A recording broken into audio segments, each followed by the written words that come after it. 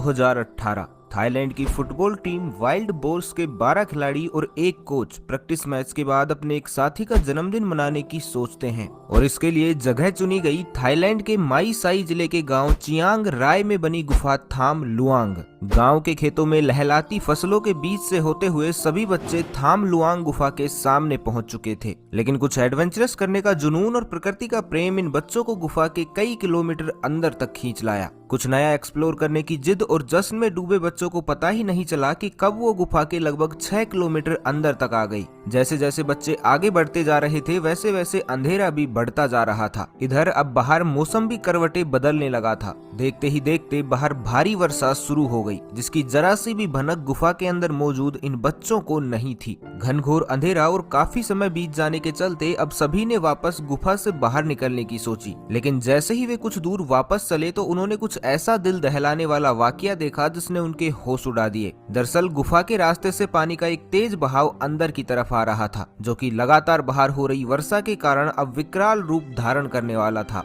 पानी के इस विकराल रूप को देखते ही सभी बच्चे डर के मारे रोने लगे। ऐसे में उनके कोच ने हिम्मत दिखाई और उन सभी बच्चों को समझा बुझाकर शांत किया कि वो जल्द ही यहाँ से बाहर निकलने का रास्ता ढूंढ लेंगे। पर अब समस्या ये थी कि गुफा के अंदर तेजी से बढ़ रहे बारिश के पानी से खुद को कैसे बचाया जाए। इसके लिए उन्हें जरूरत थी किसी ऊंचे और सुरक्षित स्थान की, जहाँ बारिश का पानी ना पहुँच सके। तभी अचानक उन्हें वहाँ एक बड़ी और ऊंची चट्टान दिखी, जिस पर बैठकर एटलीस्ट वो खुद को पानी के इस विकराल रूप से कुछ हद तक तो बचाए रख सकते थे। अब ये सब उस चट्टान पर बैठकर गुफा में पानी के कम होने का इंतजार करने लगे, ताकि वो जल्द ही यहाँ से बाहर निकल सकें। लेकिन पानी का स्तर घटने की बजाय लगातार बढ़ता ही जा रहा था। देखते ही देखते इंतजार के घंटे दिनों में बदलने लगे। उधर बच्चों के घर ना पहुँचने पर घबराए माता पिता ने भी अपने बच्चों को ढूंढना शुरू कर दिया, लेकिन काफी खोजने के बाद भी किसी का कुछ पता नहीं चल सका। लेकिन तभी इन बच्चों के एक साथी ने उन सभी के थाम लुआंग गुफा में जाने के प्लान के बारे में बताया, जो लकीली उस दिन उन बच्चों के साथ नहीं था। बेबस और घबराए हुए माता पिता तुरंत उस गुफा के सामने पहुंचे और गुफा के बाहर खड़ी साइकिल्स को देखकर समझ गए कि हो ना हो बच्चे इसी गुफा के अंदर फंस चुके हैं। लेकिन पानी के तेज बहाव को देखते हुए सभी को डर था कि कहीं बच्चों के साथ कोई अनहोनी ना हो चुकी हो। बिना समय गवाए प्रशासन को इस बात की खबर दी गई।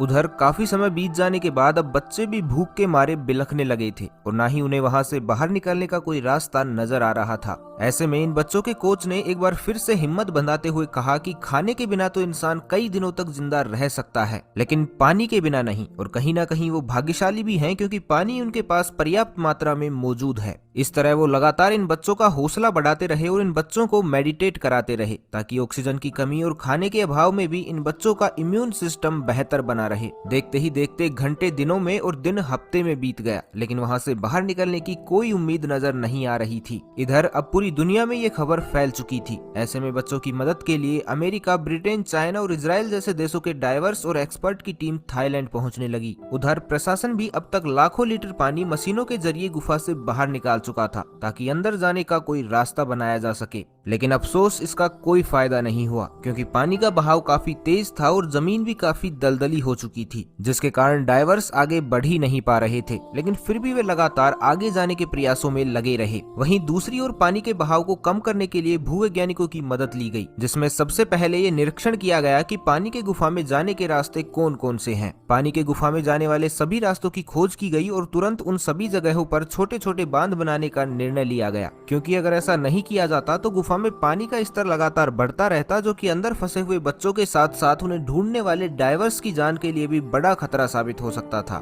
सो प्लान पर अमल किया गया और बांधों के निर्माण के बाद अब गुफा में पानी का स्तर कुछ कम होने लगा था। इधर डाइवर्स भी तमाम दिक्कतों और परेशानियों के बावजूद पानी को चीरते हुए लगातार आगे बढ़ रहे थे। तभी एक ब्रिटिश डाइवर को वहां अचानक ही किसी इंसानी गंध का आभास हुआ। अब डाइवर्स में भी एक उम्मीद की किरण जगी कि हो ना हो बच्चे यहीं कहीं आसपास हैं। जिसके बाद मात्र कुछ ही देर की खोजबीन के बाद सभी 13 लोगों को डाइवर्स की टीम ने लगभग 9 दिन बाद एक ऊंची चट्टान पर मेडिटेट करते हुए गुफा के एंट्रेंस से लगभग 4 किलोमीटर अंदर खोज लिया था। डाइवर्स को अपने पास मदद के रूप में पाकर बच्चों की खुशी का कोई ठिकाना नहीं था। अब सबसे पहले बच्चों को खाने पीने का सामान दिया गया, क्योंकि लगभग 9 दिनों से भूखे बच्चे काफी कमजोर हो चुके थे।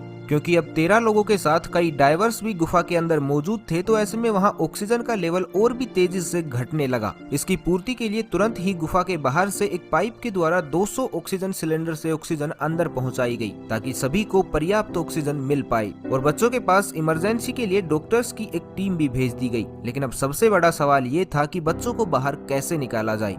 इसके लिए 3 ऑप्शन पर विचार किया गया। पहला, या तो बच्चों को स्कूबा गियर की मदद से स्विमिंग सिखाई जाए, जो कि पॉसिबल नहीं था, क्योंकि बच्चों में इतनी एनर्जी बची ही नहीं थी कि वो 4 किलोमीटर तक स्विमिंग कर पाएं। ऐसे में ये उपाय खारिज कर दिया गया। दूसरा विकल्प ये था कि बच्चों को डाइवर्स की मदद से खींचकर बाहर निकाला जाए, लेकिन किसी अकेले डाइवर द्वारा 4 किलोमीटर तक यूं बच्चों को बाहर निकाले जाना काफी मुश्किल भरा होने वाला था। और तीसरा ये कि बच्चों को सभी मूलभूत जरूरतों की वस्तुओं के साथ वहीं छोड़ दिया जाए और मानसून के अंत होने पर वहां से बाहर निकाला जाए, क्योंकि तब तक गुफा में पानी का स्तर भी बेहद कम हो चुका होगा। लेकिन ये विकल्प भी काम का साबित नहीं हुआ, क्योंकि इतने लंबे समय तक बच्चों को गुफा में छोड़ना खतरे से खाली नहीं था। ऐसे में बच्चों को बाहर निकालने के लिए किसी अन्य तरीके को खोजना शुरू किया गया। वहीं दूसरी ओर इजराइल मैक्सटेक और सील नेवी द्वारा फाइबर ऑप्टिकल केबल को गुफा में इंस्टॉल किया गया, ताकि इंटरनेट कनेक्शन के जरिए बच्चे अपने फैमिलीज से कम्युनिकेट कर सकें। ये सब करने के बाद अंत में निर्णय लिया गया कि बच्चों को बेहोश करके बाहर लाया जाएगा, क्योंकि बच्चे तैरने में समर्थ नहीं थे। ऐसे में एक बच्चे को बाहर लाने की जिम्मेदारी 2 डाइवर्स को दी गई। इस प्लान के अनुसार ये तय किया गया कि बच्चों को एक फ्लोटिंग किट में लपेटा जाएगा और किट का आगे वाला हिस्सा पहले गोताखोर के पास रहेगा, वहीं पीछे वाला हिस्सा दूसरे गोताखोर के पास। अनुमति मिलने के बाद पहले चरण में 4 बच्चों को एनेस्थीसिया दिया गया और ऑक्सीजन मास्क पहनाकर फ्लोटिंग किट में लपेटा गया। डाइवर्स के हाथों में अब बहुत बड़ी जिम्मेदारी थी, क्योंकि फ्लोटिंग किट में लपेटा गया बच्चा और 4 किलोमीटर स्विमिंग, अब ऐसे में जरा सी चूक भी एक बड़े हादसे को जन्म दे सकती थी। लेकिन गोताखोरों ने बड़ी सूझबूझ के साथ 8 जुलाई 2018 को शाम 7:55 पर सभी 4 बच्चों को सकुशल गुफा से बाहर निकाल दिया। अगले दिन भी इसी प्रकार से 4 और बच्चों को गुफा से बाहर निकाला गया। 10 जुलाई 2018 ये वो दिन था जब 6:38 पर बचे हुए सभी बच्चों और उनके कोच को सकुशल बाहर निकालकर इतिहास रच दिया गया। लगभग 18 दिन तक गुफा में फंसे रहने के बाद बच्चों को जिंदा बाहर निकालना किसी चमत्कार से कम नहीं था। लेकिन इस पूरे घटनाक्रम में एक बहादुर एक्स नेवी डाइवर समन कुनन बच्चों को बचाते बचाते अपनी जिंदगी की जंग हार गई।